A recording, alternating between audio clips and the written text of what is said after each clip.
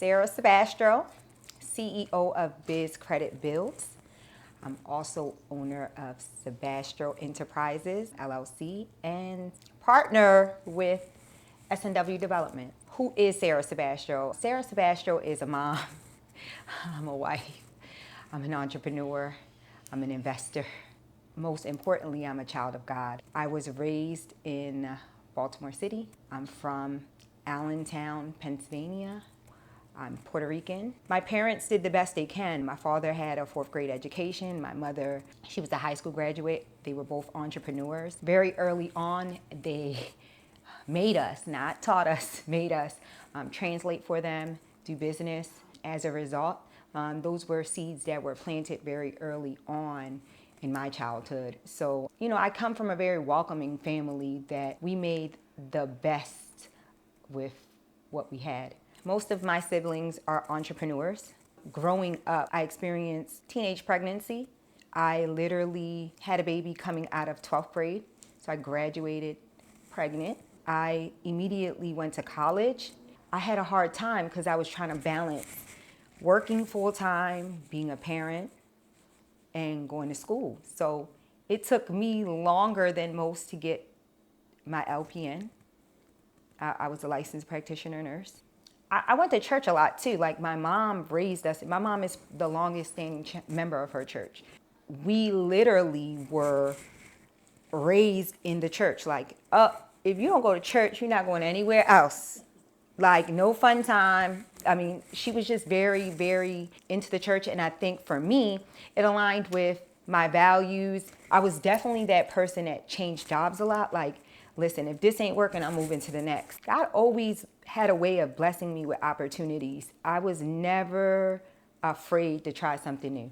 So I think that I naturally had an obsession with just doing better. Like, I cannot live the way my parents lived. And not to say it was bad, but like I aspired to do different things.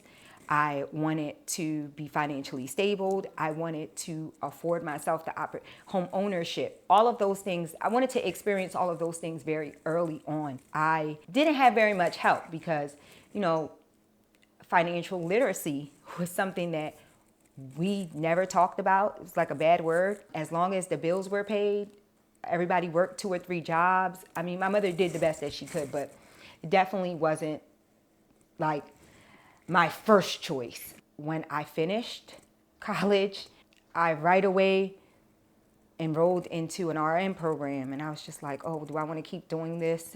I struggled a whole lot. I have ADHD, so literally my attention span. I definitely was at a point in my life where I was desperate for change. The best way to put it is I was tired of struggling. I met someone and we married almost instantly.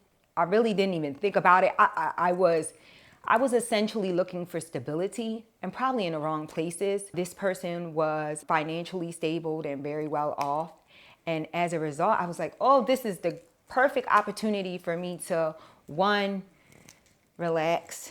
I was tired of having eviction notices. I was tired of working 2 or 3 jobs and going to school. I was tired of not even enjoying my home because I was so busy just always working and grinding. I'm always thankful for my experiences. I found myself, getting closer to God because I just was not happy. I'm like, okay, so I moved to a great neighborhood, huge house.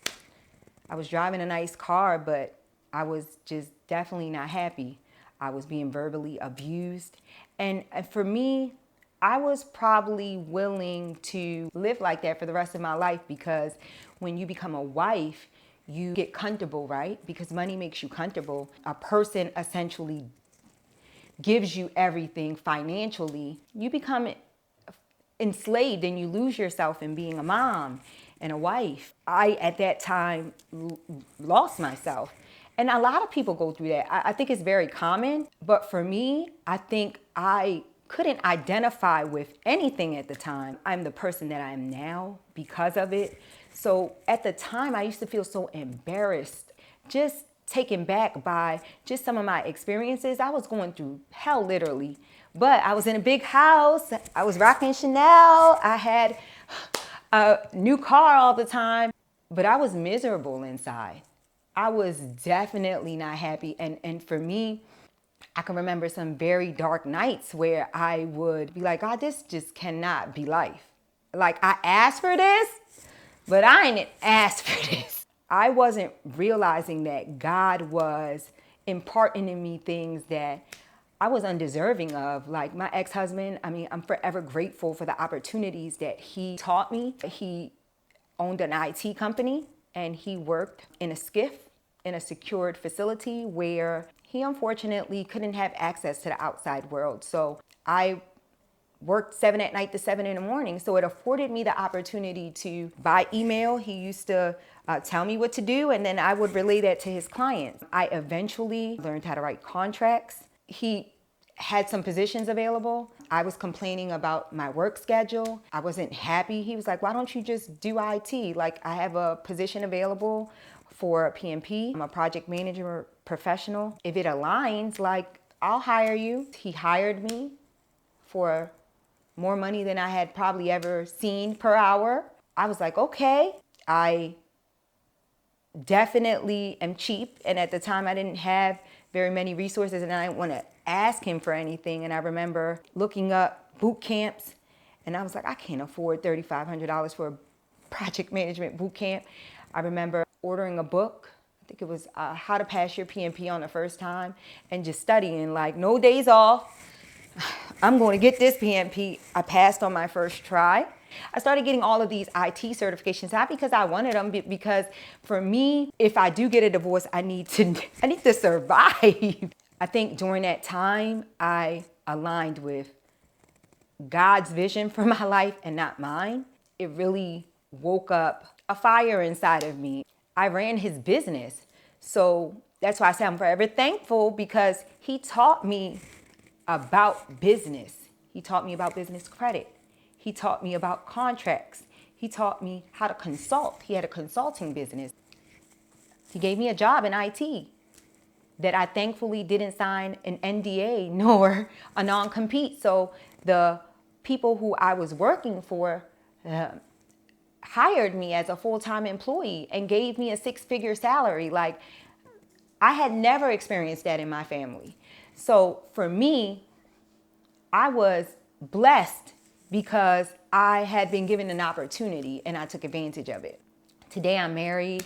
I am an investor, thankfully, in part for my husband. That's something that he's imparted in me. He's so giving. He owns a successful construction company. He and I flip houses and then have a whole lot of rental properties. That's all because, he essentially believed in me. We worked together, because when you work together with people, things happen very quickly. Out of that, Sabastro Enterprises was born. It was just kind of crazy how God would just randomly send people who I used to work for, or people that I used to network with, or people who I helped, and then they would refer other people, and before you know it, I had a 6-figure business and I was working a full-time job, so I had to make a decision. So I got involved in business credit because he had won a contract and that contract needed business credit. We looked around to certain people to get them to build it, and it was like $20,000, $10,000. I was like, oh no. I essentially started digging so deep into it that I was just like, I think I could do this myself. We had a relationship with some business bankers. I started reaching out to them like, hey, what are the requirements? What do I need? How can I do this? How can I do that? Eventually, I got us financing. I had a couple of mutual friends of ours who were like, hey, Sarah, I just won a contract. Can you help me get financing? And I started charging for consulting. But all these small banks that were having trouble financing minorities, not because they didn't qualify, but because they did not meet the requirements in the sense of paperwork. So for me, I saw an opportunity. I was like, oh, okay. So if I am the middle person between the bank and small entrepreneurs, I can do this all day long. Before you know it, I had a business plan. I had taken all this training.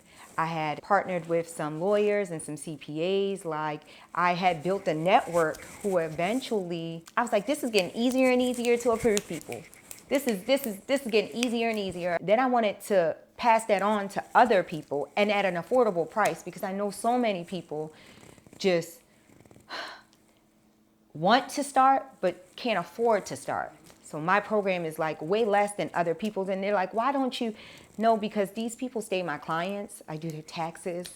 I essentially get them financing. So I build a relationship with them, and they visit me several times a year. So for me, it was just important that, I aligned with that directly. Yeah. I would definitely tell my 20-year-old self that everybody needs help. Nothing in life is free, ever. And forgiveness is key. I have a motto that I have it everywhere. You can come back from anything. Absolutely anything. I've experienced divorce. I've experienced hardship. I've experienced loss. I've experienced everything that you can imagine. You come back from anything.